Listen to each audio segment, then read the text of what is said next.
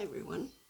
So I've been thinking, well, what is the point of speaking about all this paper tiger story and how I've defended other people and how I've never defended myself? And it occurs to me that I never valued myself. I I never valued myself. I never believed I was worth fighting for. I didn't even believe I was worth fighting for myself. And that's a huge problem. It's a huge problem. It stems from, I guess, the way I was raised. It stems from a lack of love.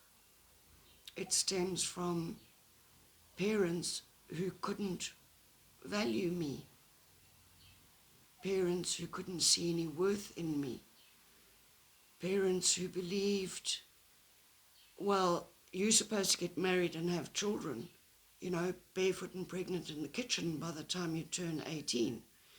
I suppose I should be grateful that they put me in school.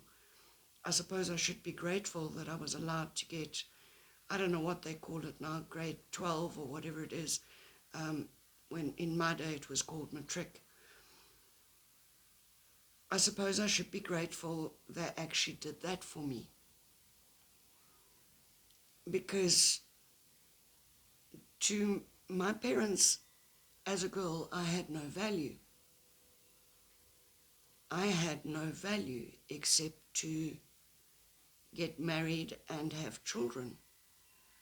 I didn't even have the value to carry on the family name, because as soon as I got married, my name would change. So I never fought for myself. And in and of itself, that is horrifically scary, because I never valued myself. I mean, think about this practically and logically. If you believe you have no value, you don't do things to grow, to be of value. You meet people, and because of your lack of self-value, the only way you can derive any value to them is for them to use you for whatever it is you can give them, and then discard you when you can no longer give it, because you have no value. Your value lies in what it is that you give to people. And not only do other people believe that, but that is what you attract, because that is what you project. Because I have no value. Yeah, I'm middle-aged, and it has finally occurred to me that the vast majority of my life patterns, habits, interactions, friends, acquaintances, everything that I've done, I have done from a place of not valuing myself. And yeah, I've done things. I got 2 degrees, 2 bachelor's degrees. I don't know who's going to listen to this, if anybody, but yeah, I got 2 bachelor's degrees, which I got on my own for myself via correspondence. But I never practiced in the field of those degrees. So what's the point? What's the point? And I am today years old when I realize that the problem was that even though I achieved those, because I was never valued, and I in turn didn't value myself, I didn't believe I was capable of practicing in those fields. I mean, what the actual? Seriously? All my relationships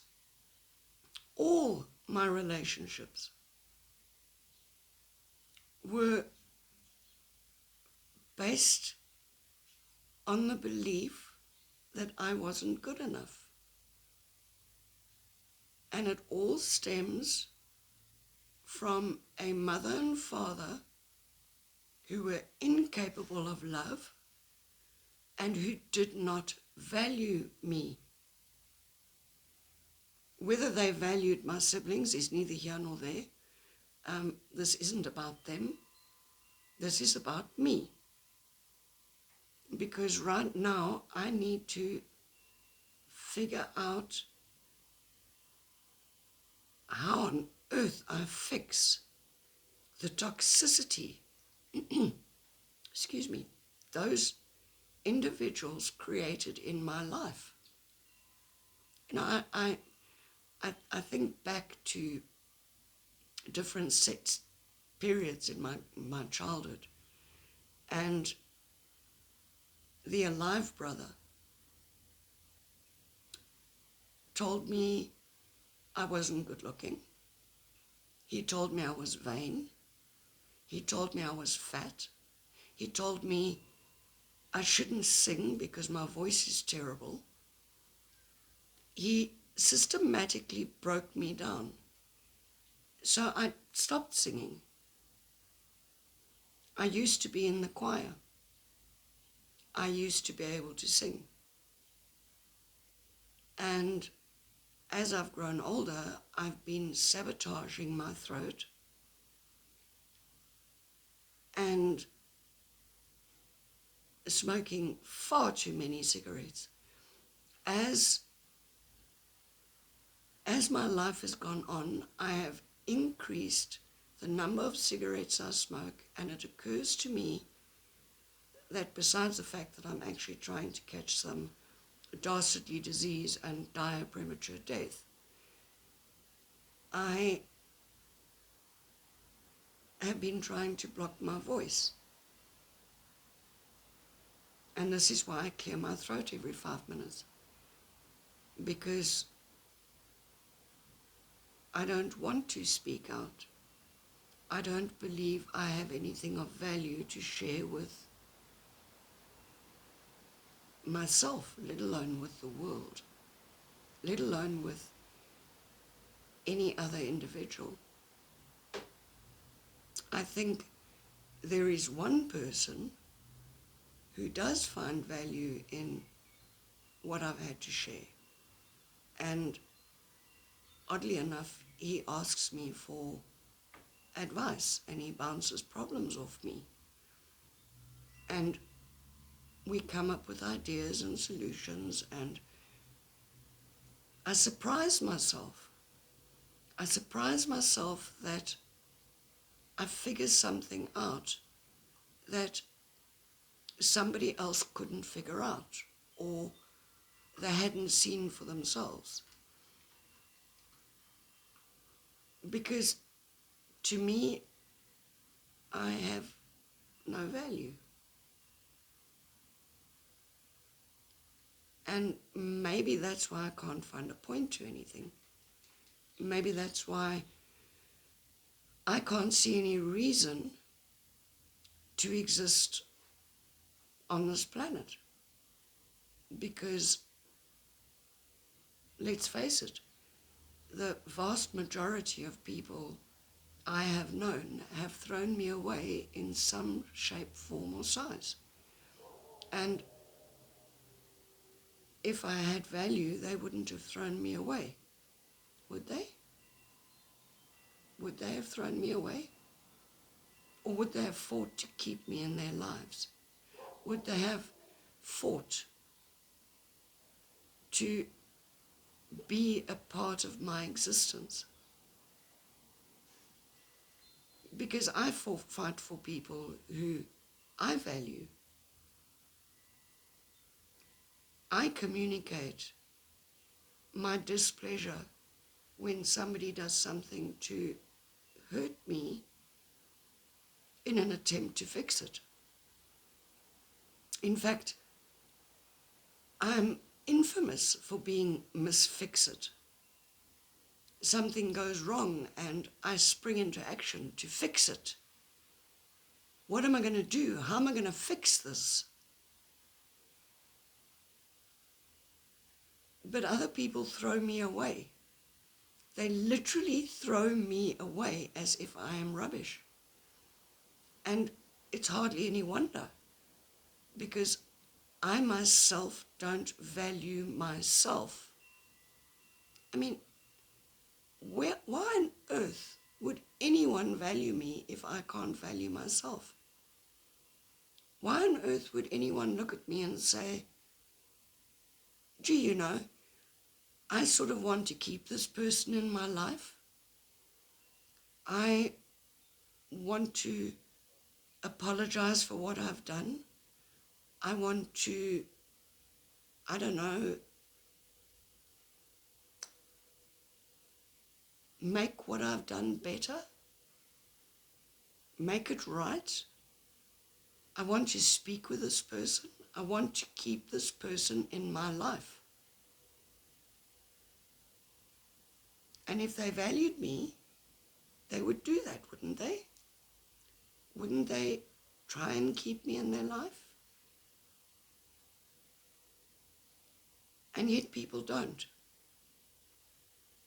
And I'm left wondering, what's wrong with me? Why doesn't anybody want me? Well, they don't value me. And they don't value me because I don't value myself. I don't value what I have to put out into the world. I don't value my own contribution to anything. And yeah, I suppose I'm humble. I don't run around shouting about any of the victories that I've had. I don't blow my own trumpet. But I also don't fight for myself. And up until recently, I haven't tried to fix myself. And in fact, I procrastinate pretty damn well not to. I don't do doom scrolling. I don't do mindless television watching. I don't own a television. I used to.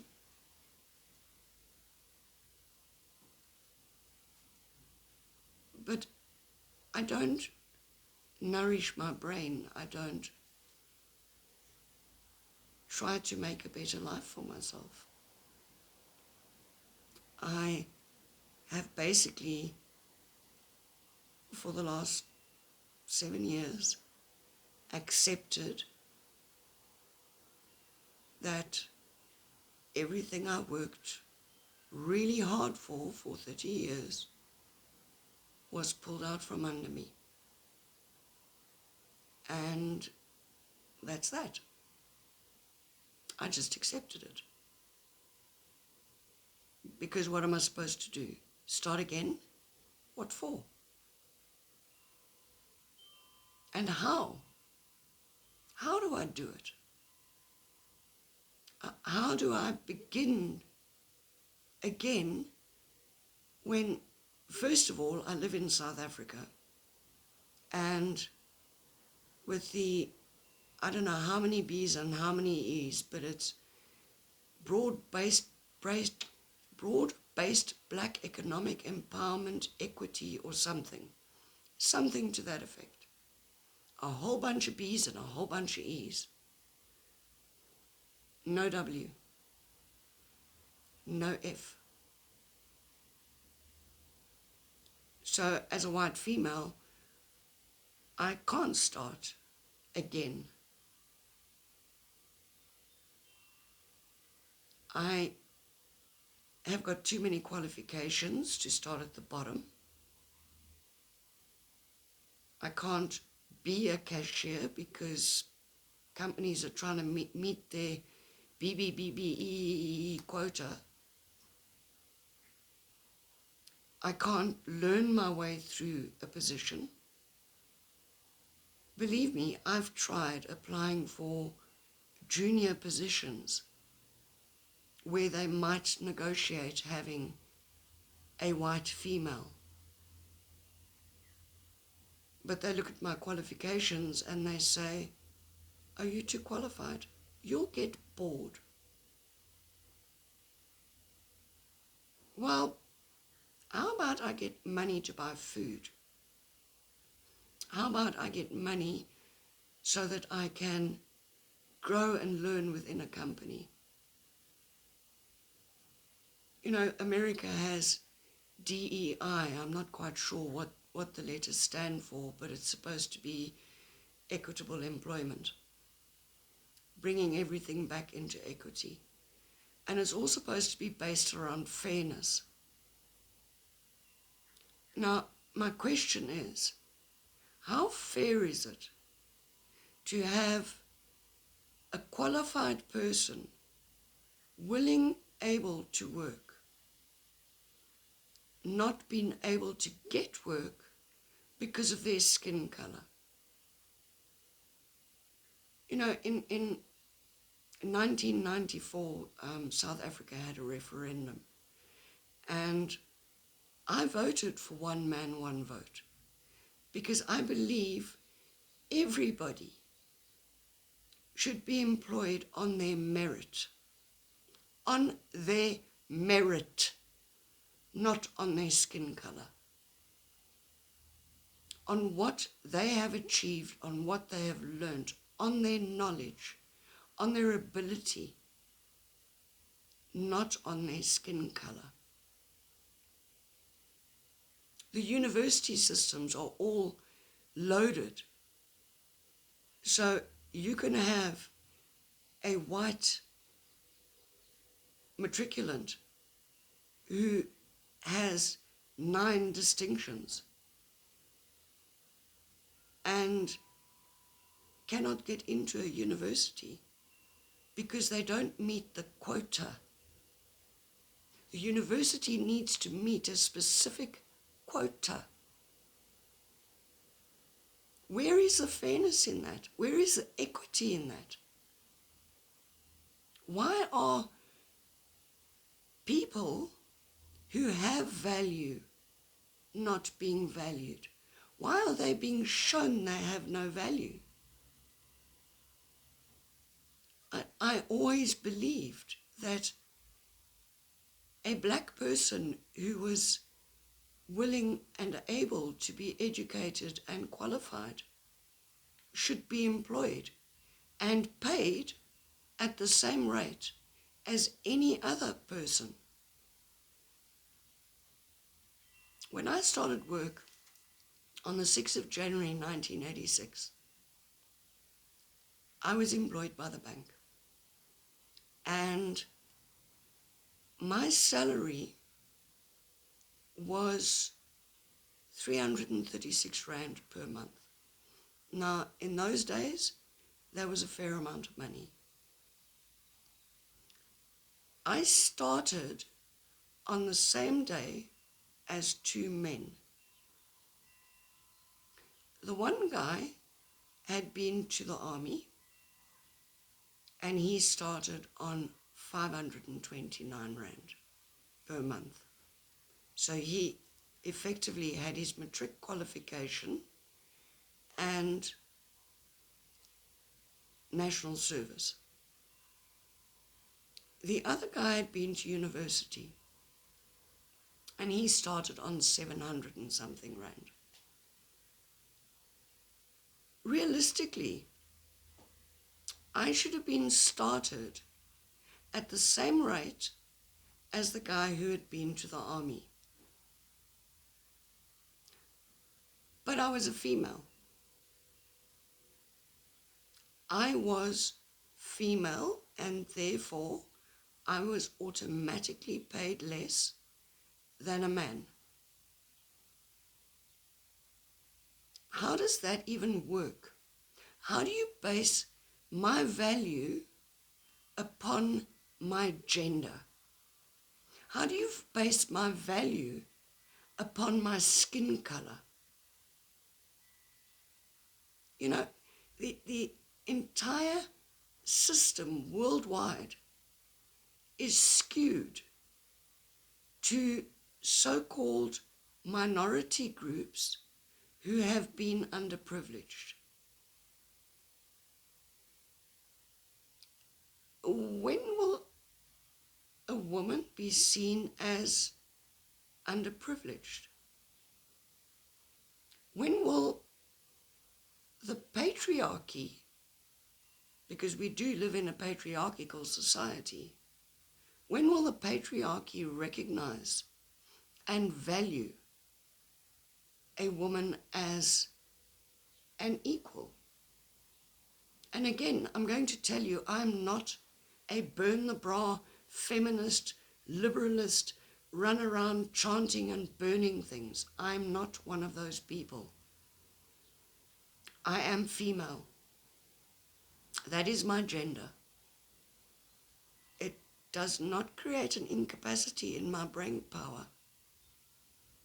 It does not prevent me from doing a huge number of different tasks.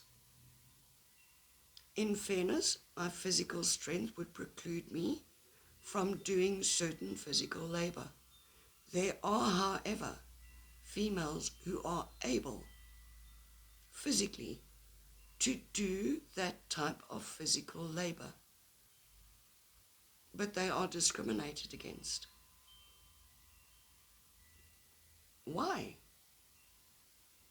Why is there this constant discrimination against population segments? Whether it be black, white, pink, green, orange, purple, yellow, male, female, it, him, they, them, whatever it is you want to call it. Why is there discrimination? Why is an air hostess notoriously female, or not notoriously, historically female?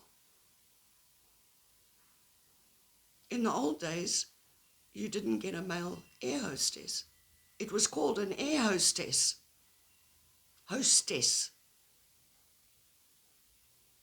And eventually, they allowed men into the profession, and 9 times out of 10, those men were deemed, and I don't know what the right word to use is, I don't want to get flagged or politically incorrected or slapped because I'm using the wrong phrase. They were effeminate males. They were deemed okay. As a pilot, a female pilot was unheard of. I mean, what the hell? Why can't a female fly an aeroplane? Why can't a female fly an aeroplane? Nowadays, apparently they can. And I would hazard a guess they get paid less than their male counterparts. And ultimately, the only difference between male and female is normally our physical stature is smaller, and normally a female will want to procreate. They will need to go on maternity. their body will change while they're carrying a fetus.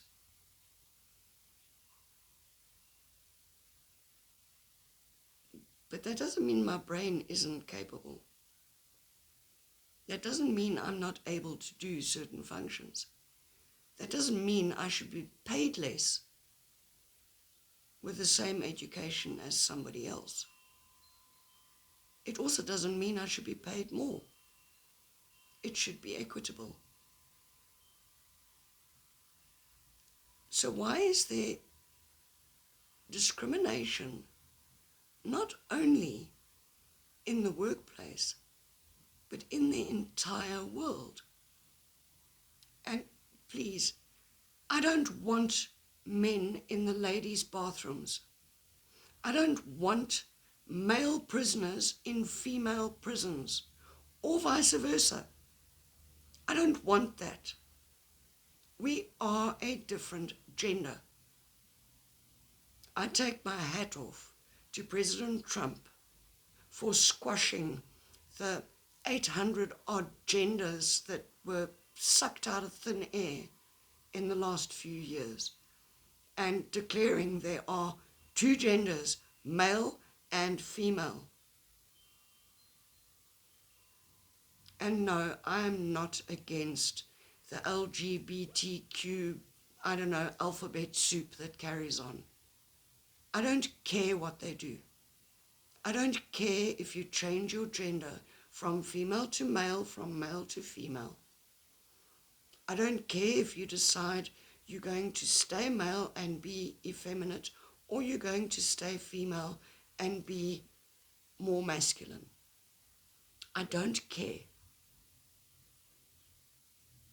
What I do care about, and I'm going to cover that in a completely separate vlog, is people deciding that, oh, you're feminine, therefore, as a boy, you need to be changed to a female, or vice versa. But that is a story for another day. I'm very hot under the collar about that particular topic. But right now, I'm trying to figure out how I reaffirm my own value in myself. How do I work out, by the way, this is little Munchkin. He's a foster failure, but yeah, little Munchkin. How do I affirm my own value to myself? And why? Why is it important for me to value myself? I think I have established part of the why. Part of the why would be, well, if I can't value myself, how can anybody else value me? If I can't see any purpose in keeping me around, why would anyone want to keep me around? So that's what I'm going to need to work on next, is the why. Now that I've established the where does this, I suppose, abandonment come from? Why have I abandoned myself? Why have I not been able to see my own value? Well, I suppose I do know why. And I know people are probably sitting thinking, oh, shame you're feeling sorry for yourself. No, not at all.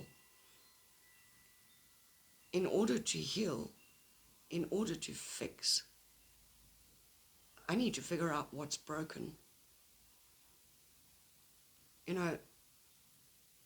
Nowadays you take your car to the mechanic and they plug the car into a computer, and the computer says, this, that, and the other is wrong, bing, bong, bong, and it's fixed.